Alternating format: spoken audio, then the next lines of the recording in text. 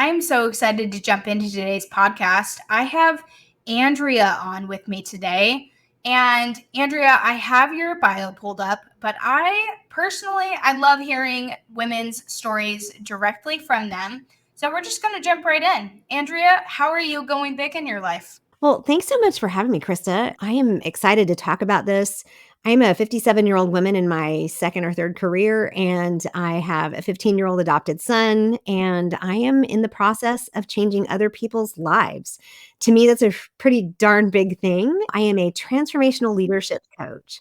So I work with individuals who feel and are kind of disempowered, and I work to transform them into what I call magnetic leaders, where they kind of substitute or let go of acting within the assumptions and the principles of other people to define their own principles and their own guiding priorities so that they can define their own leadership style for sustainable leadership. And, a lot of us women don't talk about leading, but just to throw it out there, the first person you lead is yourself. And that's what it's all about. So the work I do is very rewarding and I absolutely love it. I love that too. And I agree. I think that, being a leader is synonymous with going big. And I think that it takes a lot for women to acknowledge the fact that they are a leader. You can be a leader in your home, you can be a leader in your job, in your business. I want to dive a little bit deeper into what got you here. What were some of the things, you said that you've had several careers before this. How did you land here, and what were some of the things that you went through before that made you want to go this route this time? I started off in college. Well, even further back, I was raised overseas. My parents were missionaries. So I have an international mindset, and it's very natural for me to look at all the different sides and perspectives of things. And I love multiculturalism. But my career, ended up in college at Belmont University getting my business administration degree with a concentration in music industry. So my very first career that was quite short was in the music industry. I moved to Los Angeles. I worked out there for a couple of record company out there. I worked for some others in Nashville, which is where my school was, and just realized that life was not was not cut out for that life.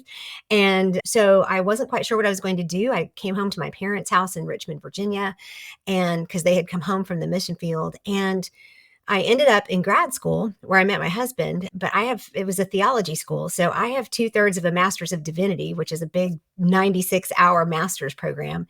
So I'm a theologian as well, but in the process got married. That's where I met my husband and kind of embarked on more of a general administrative career, but it was all in higher education. I never planned on working for big universities. I never, I wasn't sure what I wanted to do, quite honestly. And I ended up doing administration, operations, research administration for two big East Coast kind of, I think they call them mid-Atlantic Ivy League schools, Johns Hopkins and University of Virginia.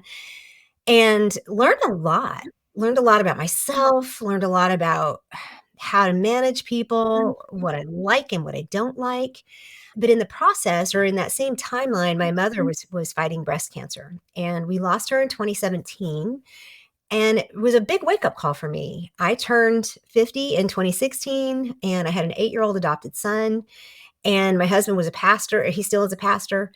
And I watched my mother go through some things in her life that were very inspiring and at the same time challenging for me. Like, I don't want to do that, or I don't want to be there. And part of it was because of this idea. I'm from Southern evangelical culture. So, or Southeastern, let me put that. My family's from Texas. So it's sort of Southern, Southeastern. But this Southern evangelical culture that says women are not leaders, women are quiet, women follow men, women don't have opinions, all these things. And I tell you, Krista, I came out of the womb not like that. I came out of the womb opposite of that and was the definition of a strong-willed child for my mother, and always told, you don't have to give your opinion. And for the longest time, I thought wasn't supposed to. Now people pay me and invite me on to share my opinion, but that just tells you how far I've come. But at 50, with all of those things, looking back on what my mother had achieved while they were overseas in Korea, looking back at the things that I had done and the things that she had done when they came back to the States. She was an administrative assistant after being a GS-13, if you're familiar with that, and it's like a same as a colonel, unpaid for the Red Cross. She went to Geneva a lot from Korea. She was in charge of all volunteers for Asia and the Pacific. So it was just like there was a lot that she did as a leader, but never got any credit for it, and was okay with that role. And I realized I don't want that to be my legacy. I have one kid, one, and he needs to know that that's not the way it's supposed to work. That's not the way it should work. And so I sat down when I lost my mother because I turned 50 in August. We lost her in February. And I said, you know what? I want to be different. She died well. She took the time to make sure everything was wrapped up. And have I told you everything? Have I apologized? The Thursday before we lost her, she was on the floor playing with my son. Those things are a great example of how I wanna live or how I wanna die, but she also gave great examples of how I wanna live, but she also gave me great examples of what I don't wanna do, and that's to be put in a box. That's to be called something that I am not. That's to be told that I have to think like everyone else, and throughout my life, I struggled with what I would just call a cognitive dissonance of who I was being told, and then we do this, right? I was told early on, this is how I'm supposed to be. And so in order to be that, I doubled down and I took that on myself. So it's part conditioning, part responsibility of my own. And I just said, I can't do this cognitive dissonance anymore. It caused me to have bulimia and depression. I ended up with gastric bypass surgery. I said, this all has to change. 100% of it has to change. And so I embarked on about a 7-year journey of some really tough decisions for myself, deconstructing some things, tearing some things down, building other things up, being willing to learn and grow. And in my work, in my job, I was a manager. By definition, a manager maintains the status quo. And even when we're managing people, it's making sure that everybody does their job. It's making sure that everybody plays to the bigger picture and make sure that the big machine is moving. And there are things I love about both universities I worked for, and there are things I don't love about them. But overall, I realized it wasn't right for me to be there. I wasn't the person that needed to be doing that work. I wanted to grow people. I wanted to lead people. I wanted to empower people. And I couldn't do that from the inside because I did start before I left. I was introduced by a friend to the John Maxwell organization. At the time, it was the John Maxwell team. And I got my certification as a DISC consultant, speaker, trainer, and coach, meaning not only can I do DISC assessments and workshops and help teams grow with communication, but I can also do executive coaching and I do training workshops and I do like special group projects with leadership teams to help them find the pieces that aren't working or move people around to different seats, on the boat. And I tried doing that at my job because Krysta, we all want like this paycheck. We want the security of the paycheck. And the whole time my husband had been a pastor, I had been working at these big universities, so I had great benefits. So there was this fear factor, but I hit a breaking point in August of 22 and no, 21. I'm like, when was that? I think it was August of 20. It was actually July. And then my last day was in August of 21. It was right after COVID. And, family was saying, why are you quitting a job now? And I'm like, you don't understand. I have to be able to fly.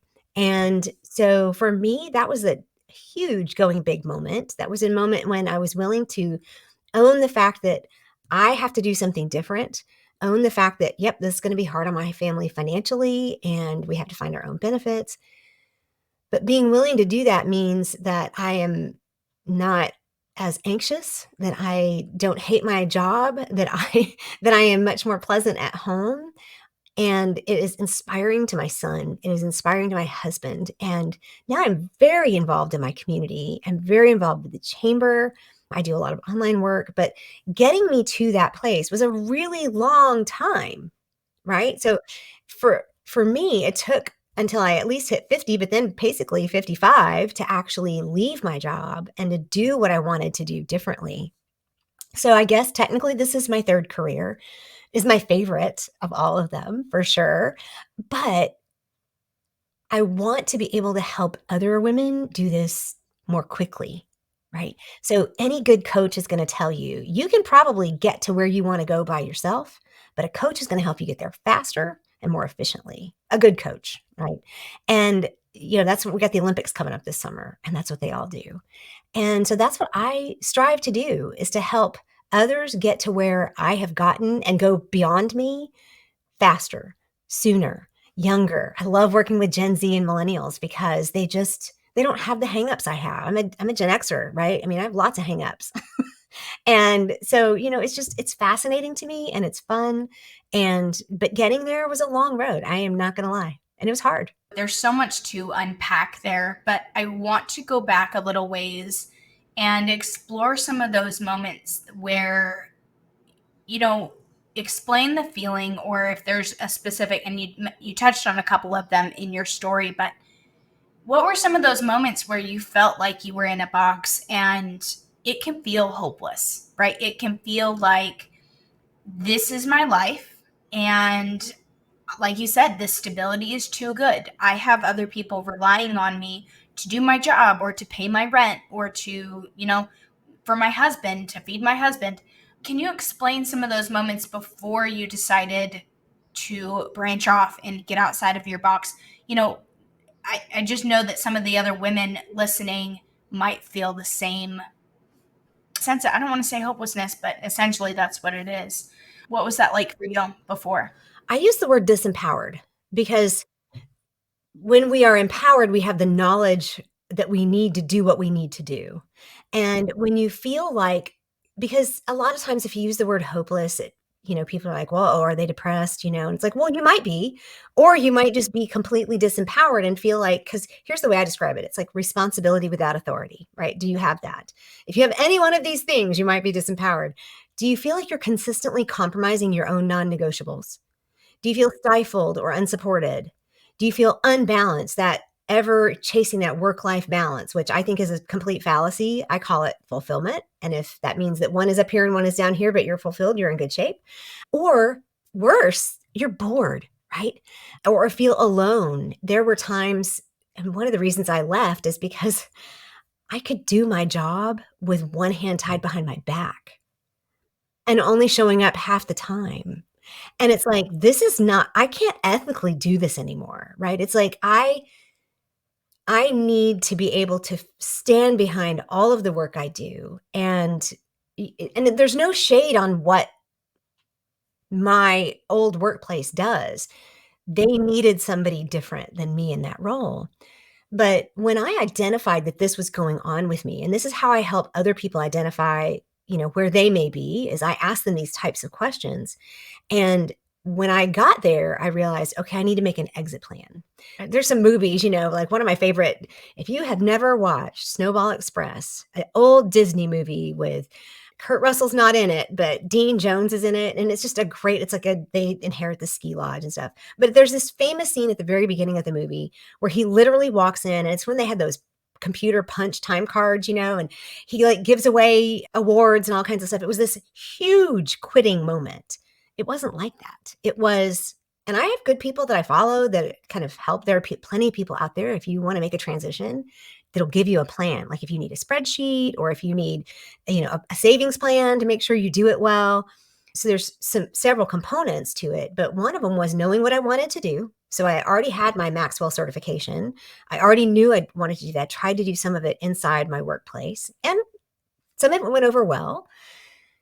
But the other piece is just preparing yourself to do it. So by the time I decided, we weren't as financially where, exactly where I wanted to be, but I hit a wall in a specific area, and I just couldn't do it anymore. But I made plans. We reduced our spending. We trimmed everything back. We changed phone plans. We made sure that we did our research on marketplace insurance for my family and my husband. We take advantage of things. My husband's family is USAA, so we take advantage of going through USAA for certain things.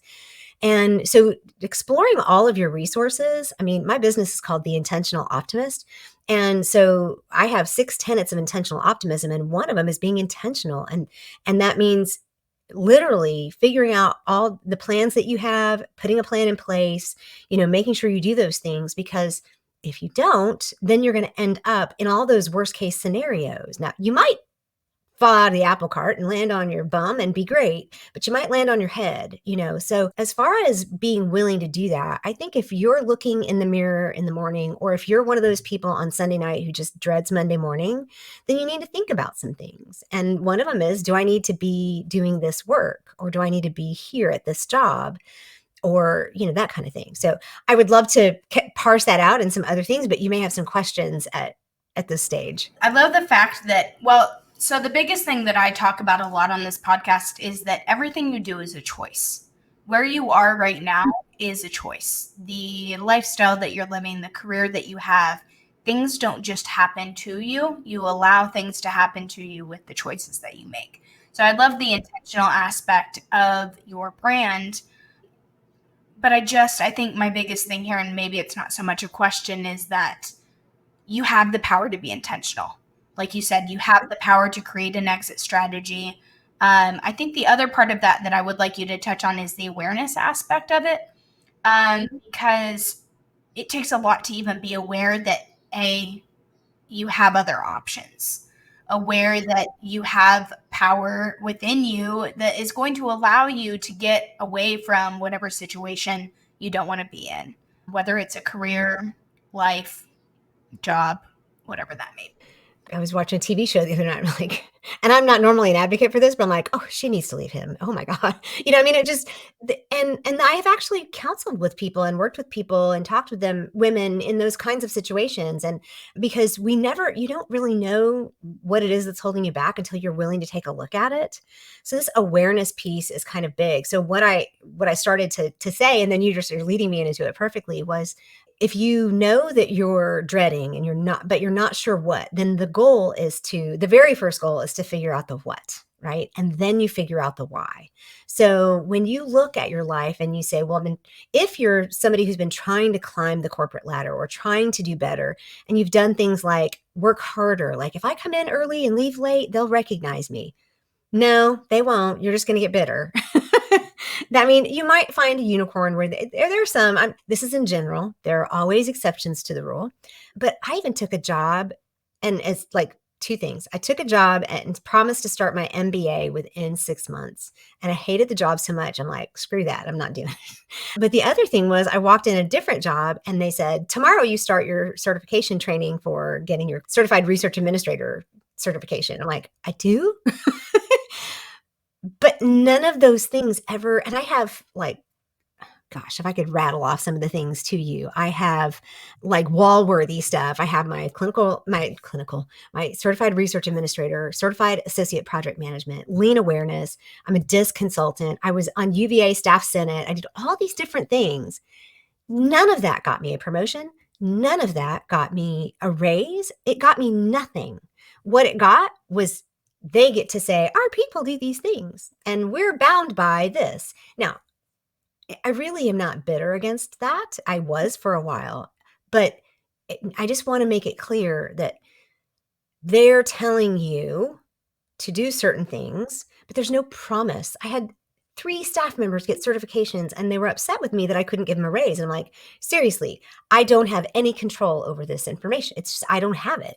And I'm like, if you want to get that so that you can maybe get a job that's bigger than the one you have, I will help you, because I'm not holding anybody back and I don't want to lose you, but I will do that.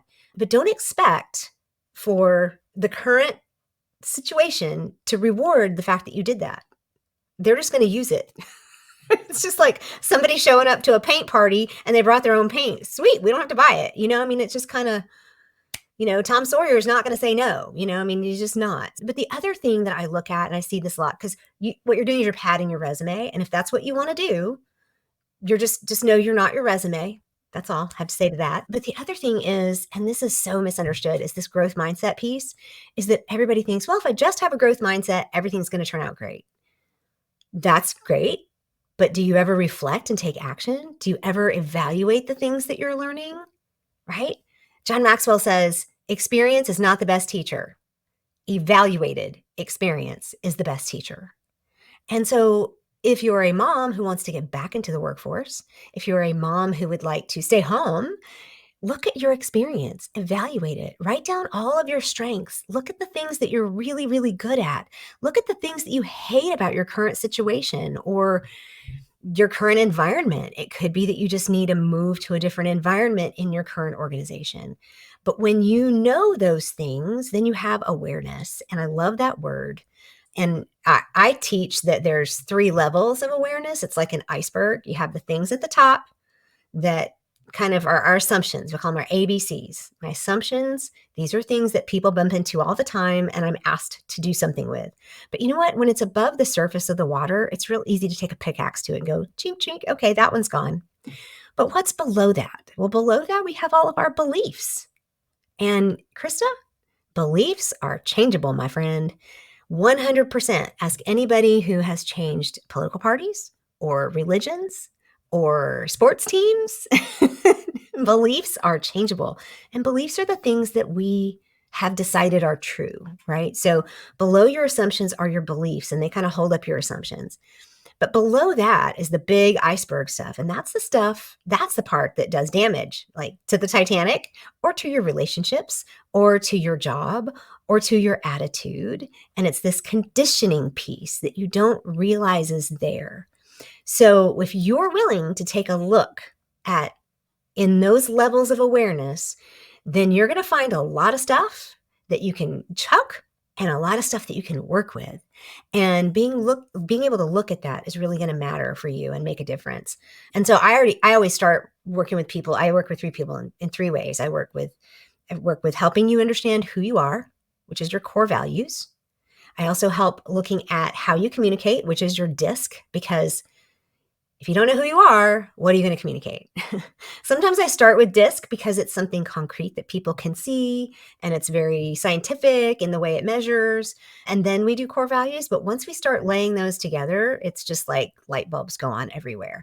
And then the third piece is what I mentioned already, which is intentional optimism. These are the attitudes and the mindsets that we employ and embody to live out our goals, our core values, our whatevers with excellence. And when you can do that, then you will be shocked. Just knowing your core values means that you have your own authority to act. It means you have good boundaries. It means you can live within and function within the things that you find bring you passion or conviction. And it gives you confidence. So, because you know who you are now, right? So I think when I work with people who might be thinking about making a big change or going big where they are, if it's like going from middle management to C-suite, anything like that, this is how I work with them because I want them to know that it's not what you do that makes you impactful. It's who you are. And all of that's already there. You just have to develop it, find it, and develop it. That is so powerful. And there were so many things that stuck out to me. I love the iceberg analogy. I had never really thought about awareness in that way. And I think that it's so true. It's so easy to look at the things that are on the surface, especially for people that are living in what I refer to as like a tunnel, right? It's the same thing every day. They don't ever go beyond the tunnel. They just keep going in a straight line, hoping that everything is going to be the same. And sometimes it's scary looking under the surface at what our beliefs hold. And I think that a lot of it is your power, right? I was on Facebook and I saw a post about a gal who was looking for a job, and I guess she spent 15 years in the food industry, and all she had was food, like server bartender experience. And she's like, I am it's like a full adult now, like I have bills that I have to pay, like I need a stable job, but what do I do with this food experience? Like how do I transition to another career that is not food with no other experience? And like my natural thought with that is, well, how can you take skills that you already have and turn them into experience that jobs are looking for? Just like what you said, I think that the power is within you, not necessarily what you put on paper. So I guess my question, and just to where we can take the conversation next, is, what can women do at home? Is there a journaling practice? Is there a reflection session that women can do? If they don't have access to a coach or they don't have the resources for a coach, what are some things they can do at home? For starters, if you find people that inspire you online, see if they have a free offering. Right? I do. When you go to my if you wanna learn your core values, you go to my website, right above my head's a button. It just says free core values exercise. That's a great place to start because it's gonna get you in the mindset of looking. And that exercise itself will put you in a journal. It will have you doing a brainstorm and dumping words and then figuring out your top 10 and then putting them I just say, get a little notebook or something and put like the same one word at the top of each page. And then for like the next 2 weeks, kind of see where those show up because when you know what your core values are, everything else falls into place. I promise you, this is the foundation. And I didn't realize that. Krista, we like to start from the outside and move in. I started with intentional optimism, these attitudes and mindsets. And then it was like disc. Oh, yeah, we need to know how we communicate. And I'm like, yeah, but there's something. Oh, it's this stuff below it. So for me, I'm a journaler, but not as much as I used to be. But part of it is like if you wanted to do your core values, that's a free resource. And I'll bet, Krista, you have free resources, and pretty much anybody else that inspires you has a free resource. Now, just know you're going to get on their email list, but you can always unsubscribe. But take advantage of the things that you can afford. Take advantage of like I have one coach that I have followed, and it's for if you're an entrepreneur and you haven't read Profit First, Knowing How to Manage Your Money. Megan Hale is an entrepreneur and she's a Profit First coach. And I have followed her and she's been on my podcast. We've done lives together. I have yet to pay her. Right. And right now her program is more than I can personally afford. But I take advantage and she knows me. She's like, "Andrea's here," and she knows that I believe in her and her message. And so anybody that really inspires you, take advantage of what they have to offer because they're not offering it only for their benefit. They have something and you can tell too. If it's like, "Oh, this is stupid," well, just unsubscribe. But most people who have been around a while are offering you something that is worth something. They're offering you a piece that will give you a good starting place. Books are a great place to start. They're not super expensive. Podcasts are an amazing place. I just recorded yesterday so it'll come out Monday, May 13th. Literally, I don't know the exact title, but it's something like the grief associated with change, right? Because when we start examining our ABCs, when we start doing our core values, we're going to dig up some stuff that we don't want. Some of it is big. For me, it was things like understanding my own privilege, understanding that I had prejudices, understanding that I needed to deconstruct some of my theology, let go of some stuff. Those were huge for a person who wanted to fit inside the box. I worked hard to fit in that box, doggone it. But when I started breaking out, I realized I have to let this stuff go. And so listening to podcasts like this is going to give you a lot of help. But if you're following people that really inspire you, they're also going to offer you at times a free webinar or a Facebook Live or something. Make sure you're getting the right kind of stuff coming into your head every day because that matters. So I think that's a great place to start. I love those. And one thing that came to mind as you were talking there was that sometimes the beliefs that we have are not necessarily, they're not our identity. And I think that a lot of times we're like, this is the way we were raised. This is the only thing we know. So this is who I am. I would love to hear your thoughts on breaking down some of those, like your identity can change too. Like your beliefs are not your identity. Yeah, I literally just pulled up the notes for the podcast episode I just recorded because these are very real losses. And to look, because when I started this 7 years ago, I'm 57 now, right? So if you're listening to this and you're not 57, even if you're just 56, then I did it longer than you, right? So this is stuff that's been around a long time. But I had to look back at myself and basically say things like, all right, what do I need to get rid of? Because in order to move forward, I've heard, and I do not know where it actually came from, but I've heard the analogy of a backpack full of rocks. Okay. It's like you have a backpack on your back and along the way you've picked up rocks and you just put it in there. It's like, this means this and this means that. And this is this and this is that. And sometimes it gets too heavy and you can't bear it anymore. And you have to stop and start pulling rocks out. And then you look at that rock and you go, but it meant this. Okay, I have to lay that down. Oh, but it meant that. And it's a very difficult process. In order to grow and to move forward, there are times you're going to have to change things like I had to change, like prejudices that you don't realize you have, beliefs that no longer serve you, no longer serve your loved ones, and may actually cause harm to other people. And we don't, none of us want to hear that about ourselves, right? So I want to make it clear that when we go digging to grow, you're going to turn up some rocks and you're going to turn up some amazing stuff, right? You're going to get, I work in my garden a lot. And this year I have a lot of perennials and I moved a lot of hostas and they split. And I needed to split them and move them around and spread them. So now I have a very lush green backyard. But pulling up those hostas, and I share this actually in my podcast, is that sometimes I turned up like several of them as like grubs all in there. I'm like, gross. I don't want to know this. I don't want to see them. I don't want to deal with them. But I had to because they were there and I really didn't want them in the soil anymore.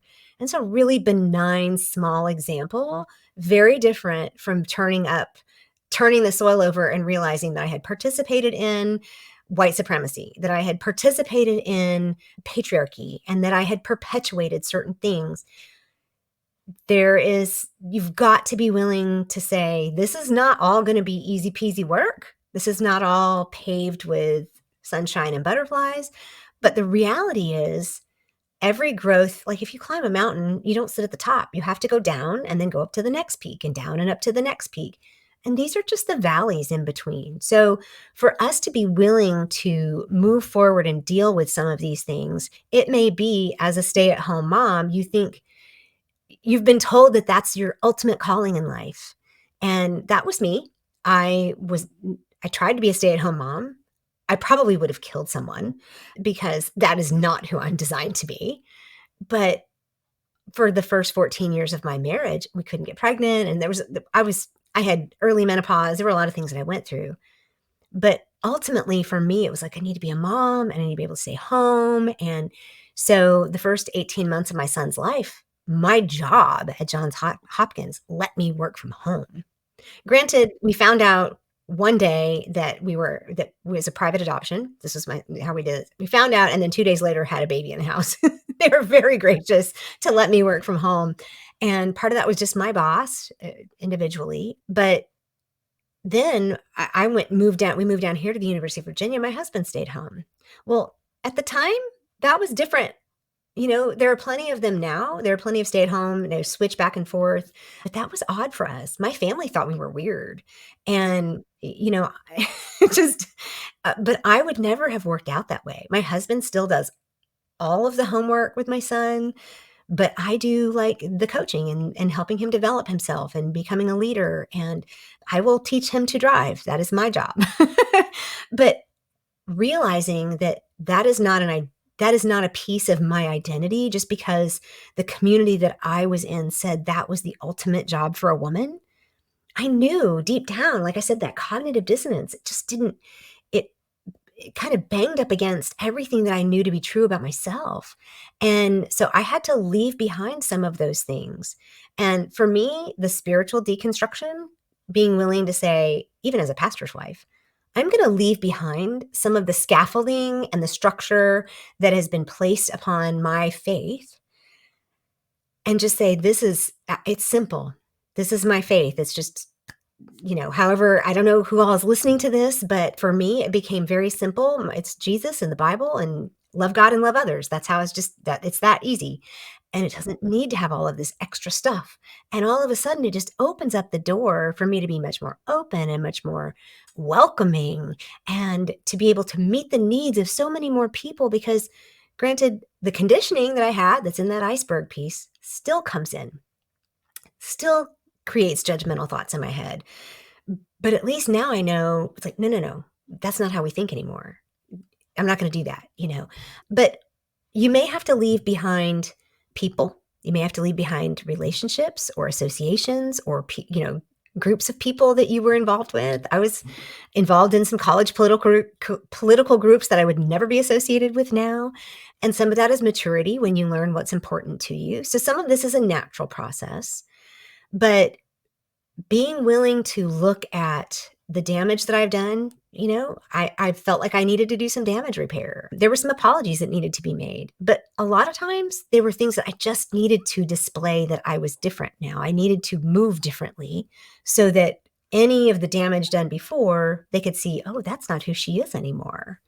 And just being willing to do that is very hard, but it is so worth it because on the other side of that, you will be more free and you will realize that your identity lies in who you were designed to be, who you were designed to show up as, and how you decide to do it.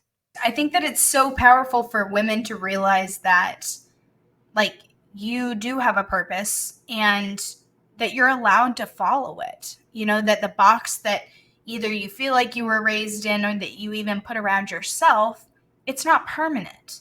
What we're talking about here is accessible to anybody. This isn't some far-fetched dream or idea. But you do have to put in the work at the same time. This isn't something that you just decide and overnight it's going to be a new life and a new identity. There is some work that needs to be put into that. But yeah, what a great conversation. Can I just bounce off that really quick? The whole business about there needing to be work. Here's what I've learned about people, and I learned this. My son is ADHD, so I learned this from a guy named Ned Hallowell, who works with ADHD people or ADHD. He's an ADHD guy himself, and he does a lot of work. He's just phenomenal. If you need a resource, it's Dr. Edward Hallowell, Ned Hallowell. He's got podcasts and stuff. But one of the things he always said was, our kids will do well if they can, if they know how, if they know the expectations, and if they have the proper tools, like some of them need medication, et cetera. I believe that's true for all of us. I don't think it's just our ADHD kids. I think it's true for all the women. Like, there were times that I was looking for a quick fix, right? I was an Amway person. I was a Mary Kay lady. Not that those aren't real businesses, but I was looking for something that was going to just fix it within the parameters of still being in my box. Little did I know that was never going to fix it for me. And those were, so anybody that's looking for a quick fix is not ready to do the work. So if you find yourself looking for a quick fix, you have more work to do inside before you actually make a leap. Please know that about yourself, because the way you said it, and if y'all haven't given her like a 5-star review yet, now's the time to do it, because that was a gold brick that she dropped right there. You've got to be willing to put in the work. And if you truly are called, or if this is truly your passion, you will be willing to put in the work. So if you find something that you're not willing to put in the work for, I promise you, it's not your thing. Oh my gosh. Speaking of my soul, I really, I've been an entrepreneur for almost 10 years and I know what hard work is. And it's so easy to look at those quick fixes and be like, yeah, that would be so nice. I still buy a Powerball ticket. Don't get me wrong. It's the shiny box with the pretty bow and the wrapper. But I think there's so much more satisfaction or fulfillment. Yeah, what a perfect way to circle back to what we talked about at the beginning of the show. But yeah, so much fulfillment and so much being able to be like looking back at the things that I've created as an entrepreneur, the stories that I've told, like this one. I get to look back on these things, and while the road wasn't easier, I was fulfilled along the way, and I can say that I did that. And it wasn't just the easy fix. And there's a sense of pride, right? We just talked about identity. This is where your identity comes from. Your identity comes from who you are, and then you play it out in what you do, right? It's not about creating something and having an identity, I mean, I'm a little bit tired of this idea, or okay, I'm going to say this terribly. I'm tired of older people talking about how social media is a place where we're all fake, because we're not. And, I'm not. And a lot of the women I know are not. And a lot of amazing business owners are not. There's a certain amount of curatedness that comes with it. But so many of us are like going towards like the opposite, going full transparent and being willing to say, my identity is not this thing I create online. My identity, if you're looking for those things, stop, figure out who you are, then do it. Because trust those of us you've been doing it longer than I have. So trust those of us who have been doing it a while, that you need to figure out a couple of things first before you make that big leap. But sometimes just doing those first few things is going big, right? It is a big step because sometimes breaking out of the shell, that's the hardest work. You know, you don't want to help a baby chick break out of the shell because then they won't there's something about breaking out of the shell for them that gives them the kind of strength that it builds up their muscles, and it does something for them that helps them survive, right? So you don't want to take that away from you. You don't want to take it away from other people, and you don't want to take it away from you. So sorry, I have a soapbox. That's okay. No, that's what this is for. And I want to touch too. You had just mentioned that, social media, some people, and it's easy to think that everything that we see online is fake or overly curated or front. And I think one of my goals for this podcast is to shed some of those layers of, okay, this is who we see online. And most of these women that I'm interviewing, I don't know. They're women that have applied to be on the show. And my goal is to tell your story as it is. No layers, no fluff, no anything. And I having been in marketing for the last 10 years, that's my background, is taking out the marketing stuff, getting to the very true core of not only who you are, but who we are as women. So I do like to give the opportunity at the end. We've talked about a lot of things, and I feel like we've kind of gone full circle, but is there anything else that's come up for you in this conversation that you feel on your heart to share with our audience? Well, I loved the proverb that we can go fast alone, but far together. And I think that's a little bit of what you're trying to build here. And it's definitely what I'm trying to build. And there's a lot of women out there that are trying to build this. Just a foster an attitude of, number one, think for yourself and do it with other people. Because when you do that, you are more likely to challenge the things about you that you find, those grubs that you turn up, or the rocks that are in the soil. You're more likely to do those things. Find yourself some accountability. Make sure that you're in a community of people that care about you. If you're not, reach out, for crying out loud. There are so many of us that are ready to help, but be willing to do the work. And I think that when you do that, you're on the right path. And it doesn't matter if it takes you 10 years to get there. It took me a long time to get there. But just remember that those of us out here doing it already, our goal is to help you do it sooner and faster. I would love to help a bunch of 20-year-olds do this instead of wait until we're 57. That's amazing. And for our listeners, if they loved this conversation as much as I did, where can they find you? You mentioned your freebie earlier. So where can they find that and where can they find you online? Sure. My business is The Intentional Optimist. So you can find me under The Intentional Optimist in a lot of places, most everywhere. My website, theintentionaloptimist.com. And like I said, there's a button right above my head. I learned that from another podcaster and email marketer, but I thought that's the simplest way. Just click that button. It'll get you a one-page download. If you're someone who needs a little bit more help than just walking through a core values exercise, because it's one page and it's the same thing I do in a 4-week course and an 8-week coaching. So if you're one of those people that can do that, that's fine. Please do. But at the bottom of that page is information on my digital course. You can always contact me, DM through Instagram or LinkedIn. I'll respond to all of those. And the other thing I do that we really didn't talk about is I do DISC assessments as a DISC consultant. I also work within teams. If you've got a small business and you want some help with team cohesion, with team communication, I can come in and do all of that either virtually or, like I said, I grew up overseas. So I love to travel and I can come to you. But again, my podcast is Stand Tall and Own It.